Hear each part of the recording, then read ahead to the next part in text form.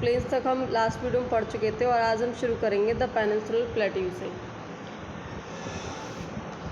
देखो, जो peninsular plateau है वो ओल्ड क्रिस्टलाइन, अग्नेयस और मेटामॉर्फिक रॉक से बना हुआ है।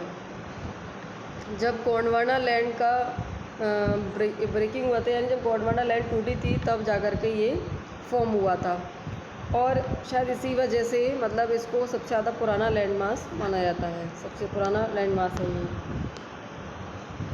The plateau has broad and shallow valley and rounded hills. Plateau में ब्रॉड एंड सैलो वैलीज़ हैं, उसके अलावा राउंडेड हिल्स भी हैं।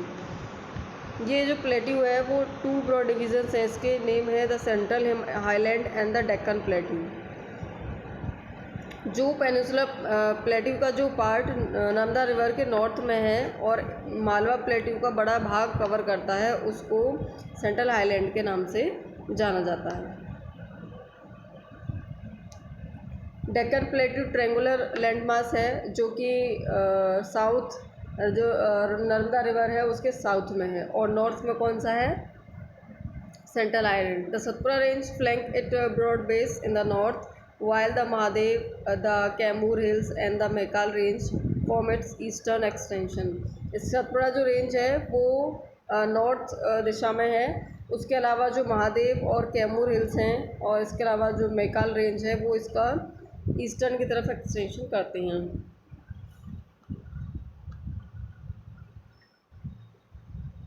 The Deccan Plateau is higher in the west and slopes gently eastward। जो डेक्कन प्लेट्यू है वो वेस्ट में बहुत ज़्यादा मतलब हाई पार्ट है और स्लोप से बहुत ज़्यादा जेंटली है, मतलब आराम, इतनी ज़्यादा हाईएस्ट जो हाइट है उनकी वो ज़्यादा हाइट नहीं है ईस्टवर्ड में।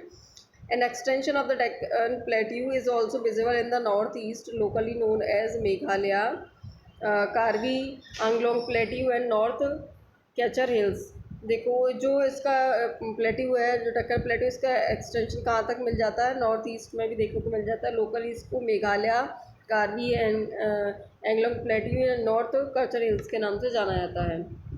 ये छोटा नागपुर प्लेट्यू से सेपरेट होता है एक फॉल्ट के ज़रिए और 3 इम्पोर्टेंट हिल्स रेंज हैं वेस्ट से लेकर के ईस्ट तक, खासी, गारो, खासी और Jaintia hills. One of the distinct feature of peninsular plateau is the black soil area known as Deccan Trap। देखो, जो सबसे ज़्यादा इम्पोर्टेंट फीचर है पेनिनसुलर प्लेट्यू का वो है ब्लैक सॉइल, जो डेक्कन ट्रैप के नाम से जाना जाता है।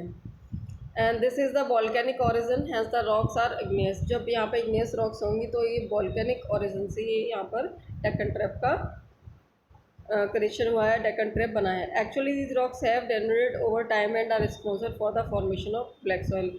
ये जो इग्नियस रॉक्स होती थी, ये टाइम के साथ इनका डेनोडेशन शुरू हो गया था, बख्शिश शुरू हो गया था और यही रिस्पॉन्सिबल है ब्लैक सॉइल के फॉर्मेशन के लिए। The Aravali hills lie on the western north eastern margin. देखो, जो अरावली हिल्स हैं वो वेस्टर्न में हैं और जो पेनिनसुलर प्लेट्यू के ईस्टर्न पार्ट में हैं। These are highly eroded hills and are found as broken hills. ये जो हिल्स हैं वो बहुत ज़्यादा इरोडेड हिल्स हैं और ज़्यादातर टूटी हिल्स के रूप में मिलती हैं, ब्रोकन हिल्स के रूप में। They extend from Gujarat to Delhi in a south west to north east direction. ये कहाँ तक? गुजरात से लेकर दिल्ली तक फैली हुई हैं, साउथ वेस्ट से लेकर के नॉर्थ ईस्ट डायरेक्शन में। वेस्टर्न घाट अगर हम देखें तो वेस्टर्न घाट हायर है ईस्टर्न घाट की अपेक्षा और जो इनका एवरेज एलिवेशन है वो 900 से लेकर के 1600 मीटर तक है, जबकि मतलब जो ईस्टर्न घाट है वो 600 मीटर तक की ऊंचाई है उसकी, और इसकी अपेक्षा ये जो वेस्टर्न घाट है वो ऊंचा है। Eastern Ghat stretch from the Mahanadi valley to the Nilgiri in the south. जो ईस्टर्न घाट है वो महानदी वैली से लेकर के साउथ में नीलगिरीज तक फैले हुए हैं। The eastern Ghats are discontinuous and irregular and dissected by rivers draining into the Bay of Bengal. जो ईस्टर्न घाट है वो कैसा है? डिसकंटिन्यूअस और इरेगुलर है, क्योंकि जो रिवर्स हैं बे ऑफ बंगाल में गिरती हैं वो बहुत ज़्यादा इस घाट को काटती हुई चलती हैं। Western Ghat are also known by different local names. Western Ghat को कई अलग अलग नामों से जाना जाता है। The height of the Western Ghat progressively increase from north to south. जो वेस्टर्न घाट है उसकी हाइट जो है नॉर्थ से लेकर साउथ की तरफ प्रोग्रेस करती है, यानी हाइट उसकी बढ़ती चली जाती है। The highest peak include Anamudi and the Doda Betta. ये वेस्टर्न घाट के पीक हैं अन्नमुडई और उसके अलावा दोदा बेटा।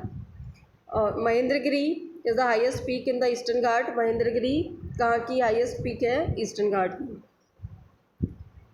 सोवरा hills and Javadi hills are located to the south east of the Eastern Ghat. जो सोवरे हिल्स हैं और जवादी हिल्स हैं वो ईस्टर्न घाट के साउथ ईस्ट में हैं। Located the famous hill station of Udagamandalam popularly known as Ooty and the Kodaikanal. इसका जो फेमस हिल स्टेशन है उदगमन दलम, जो पॉपुलरली किस नाम से जाना जाता है? ऊटी और कोडाई कनाल के नाम से, वो यहाँ पर हिल स्टेशन देखने को मिल जाएंगे। नेक्स्ट है the Indian desert. Indian desert lies toward the western margin of the Aravali hills. It is an undulating sandy plain covered with sand dunes. This region receives very low rainfall 150 mm per year. This has arid climate with low vegetation cover. देखो जो Indian desert है Aravalli hills के western में है, दूसरा यहाँ पर Sandy plane है, पूरा उसमें सैंड डंस ही मिलेंगे। सबसे लो रेनफॉल यहाँ पर होती है और जो क्लाइमेट है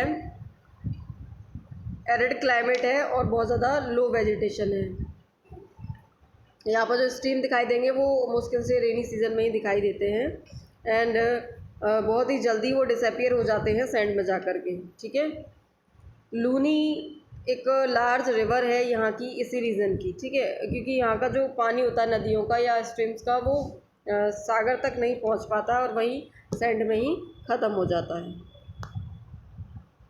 ये आप देख सकते हैं कि यहाँ पर सैंड डंस बने हुए हैं, पूरा मतलब सैंडी हो रखा है, पूरा डेजर्ट एरिया है ये। Coastal planes.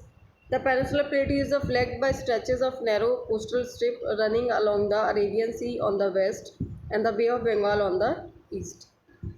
देखो जो पेनिनसुलर प्लेट्यू है उसमें एक छोटे से पार्ट है कोस्टल स्ट्रिप का, उसी के साथ में अरेबियन सी पर वेस्ट में और बे ऑफ बंगाल के ईस्ट उसके बराबर में ही फैला हुआ है। The Western Ghat sandwiched between the Western coast sandwiched between the Western Ghat and the Arabian Sea is a narrow plain। जो वेस्टर्न कोस्ट है वो वेस्टर्न घाट और अरेबियन सी के बीच में एक छोटा सा मैदान है। It consist of 3 sections. इसके कितने पार्ट हैं? तीन पार्ट हैं। Northern part is called Konkan, Mumbai से गोवा है, और central stretches is called Kannada plain, जबकि जो साउथ वाला स्ट्रेच है इसका उसको बोलते हैं मालाबार कोस्ट। यानी 3 पार्ट में इसको डिवाइड किया गया है। The plains along the bay of Bengal are wide and level. In the northern part is refer to as the northern Circars while the southern part is known as the Coromandel coast. देखो जो बे of Bengal में बहुत ज़्यादा wide जो है planes हैं, north part में इसको नॉर्दर्न सरकार के नाम से, और जो साउथर्न पार्ट है उस पर कोरोमंडल कोस्ट के नाम से जाना जाता है। Large river such as the Mahanadi, the Godavari and the Krishna and the Kaveri has formed extensive delta on his coast. देखो जो रिवर है इधर जो गिरती हैं बे ऑफ बंगाल में, वो महानदी, गोदावरी और कृष्णा या कावेरी बड़े बड़े डेल्टा इस पर बनाती हैं।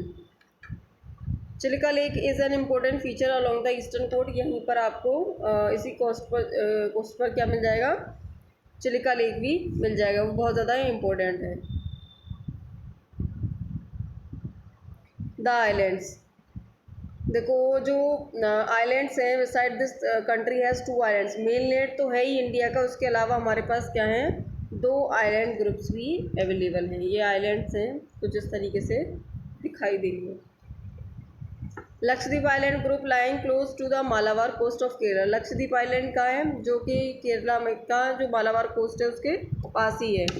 This group of island is composed of small coral islands. ये जो आइलैंड है वो छोटे कोरल आइलैंड से बना हुआ है। Earlier they were known as Laccadive, Minicoy and एमेंडाइव।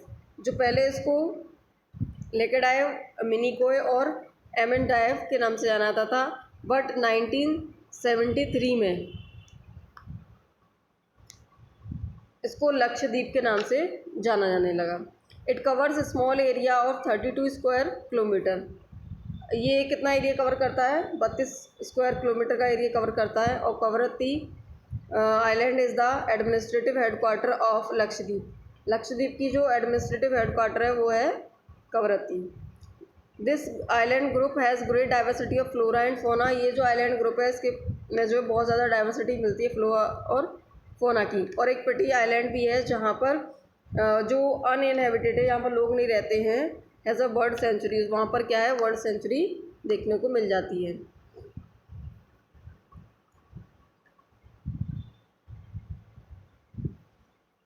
Now you see the elongated chain of island located in the Bay of Bengal extending from north to south। यहाँ पर बे ऑफ बंगाल के पास में भी आपको नॉर्थ से लेकर साउथ तक चेन मिल जाएगी आइलैंड्स की।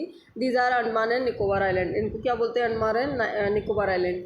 दे are bigger in size and are more numerous and scattered. ये बहुत बड़े हैं साइज़ में और नंबर में भी बड़े हैं और स्कैटर्ड में हैं। The entire group of island is divided into 2 broad categories. जो पूरा आइलैंड का ग्रुप है उसको 2 कैटेगरी में डिवाइड किया गया है। Andaman in the north and the Nicobar in the south. It is believed that these islands are an elevated portion of submarine mountains. ये माना जाता है कि ये जो आइलैंड्स हैं वो एलिवेटेड पोर्शन है सबमरीन माउंटेन्स का। These island groups are of great strategic importance for the country। ये जो islands हैं बहुत ज़्यादा important हैं country के लिए। There is great diversity of flora and fauna in this group of island too। यहाँ पर भी flora and fauna का बहुत ज़्यादा diversity देखने को मिल जाएगी। These island lie close to the equator and experience equatorial climate and has thick forest cover। ये जो islands हैं वो इक्वेटर के पास है, इसकी वजह से यहाँ पर कैसी क्लाइमेट इन्जॉय करते हैं लोग, यानी यहाँ पे इक्वेटोरियल जो क्लाइमेट है वो एक्सपीरियंस की जा सकती है। और थिक फॉरेस्ट कवर है, यानी कि बहुत ज़्यादा घने जंगल यहाँ पर मिलते हैं। तो यहाँ पर आपका ये चैप्टर ख़त्म होता है। तो अगर आपको वीडियो अच्छी लगी हो तो उसको लाइक करिए और शेयर करिए।